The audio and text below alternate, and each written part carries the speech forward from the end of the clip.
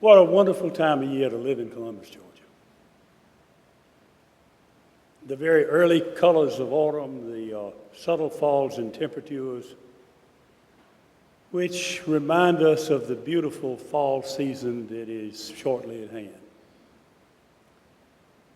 I know that I feel the presence of God,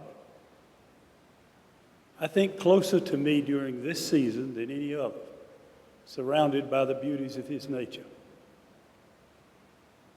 Columbus, Georgia. A progressive and exciting city with so many things to be thankful for. Oh, the Whitewater venue, the resurgence of Uptown, just to mention a few of the many ways that Columbus and its activities impact upon all of us. It's a great place indeed to live and to raise our families.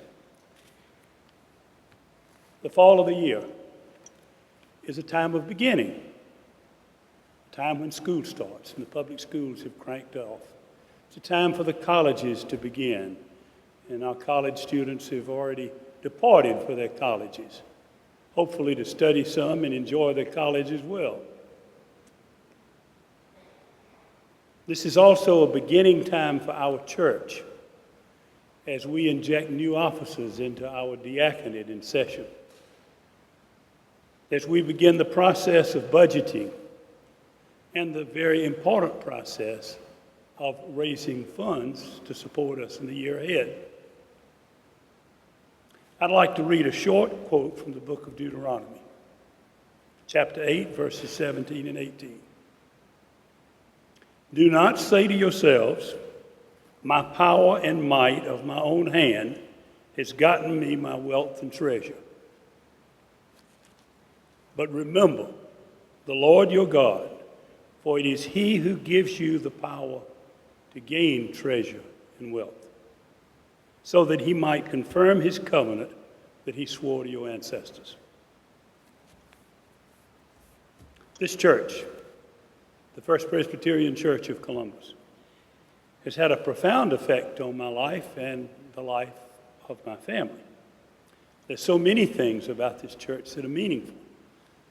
The beautiful Sunday worship services, the music, the excellent preaching of God's Word that we enjoy every week, and so many other ways that the missions of this church and ministries affect all of us and our families. But by far the most profound way that this church has impacted me and our family has been through the love and fellowship of you, the members of the church who have celebrated with us during times of joy and happiness, and who've been there during times of distress and illness to support us, and we hope that we have been there as well for you. Well, I wasn't raised in the Presbyterian Church, but in another denomination, and I actually sang in another denomination's choir for many years. But when Terry and I married, almost 54 years ago, Terry was a Presbyterian. And we compromised, and I became a Presbyterian. Now, I might add for you younger people that that type of compromise has probably been one of the reasons our marriage has lasted 54 years and will continue, I hope, in some years in the future. In these intervening years, I have grown to love the Presbyterian Church. I like its doctrines. I like its governance.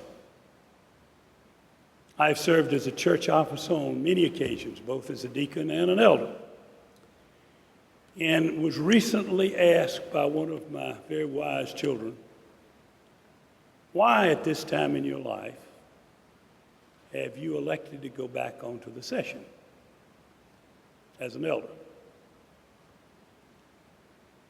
Well, I answered, there are many things of great importance that will face this church in the next few years.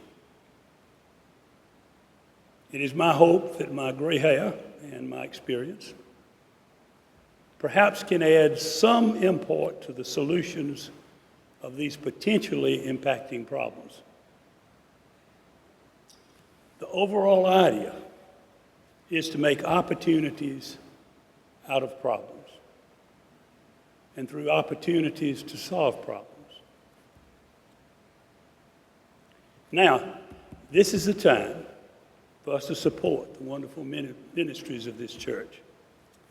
It's time for us to return to God some of the treasures that He has made available to us.